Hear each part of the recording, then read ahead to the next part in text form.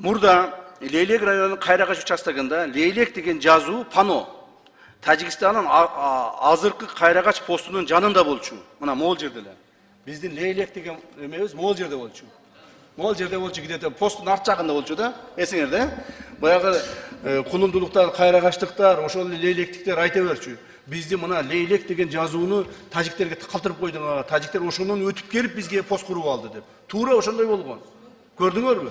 Биздин жерибизге келип, чоң заңкыйган постун куруп алып алышкан. Бир дагы ушуга чейинки бийлик жок андай болбойт деп айта алган эмес. Туугандар. Эми ошол пано мына Leylek районунун ошол убакытта Leylek районунун эли тарабынан силер жерди тажиктерге берип жибериңиздер деген дооматтар өтө көп болгон. Өтө көп болгон. Бүгүнкү күндө чек ара сызыгы ошол Leylek деген жазуу пано турган жерден 1600 метр ылдый тарапка жылдырылды. Жана тажик тараптын Кайракач өткөрмө пункту да бизде калды. Алар пункту да бизде калды. Эми алар өздөрүнүн аймагына жаңы өткөрмө пунктун курушат. Мен баягы айткандай, дагы кайталап айтып койсо эч нерсе болбойт. Могул жерде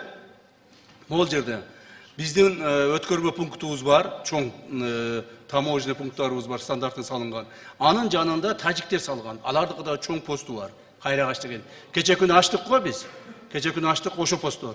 Эми бул посттор жылат. Мына мынаяка жылат. Мына жылып келип туруп мына жерге келет. Ушул жерде эми Кайракач алар өз тарабына, биз өз тарабыбызга мына чек ара сызыгынын жерге ушул жерге курабыз.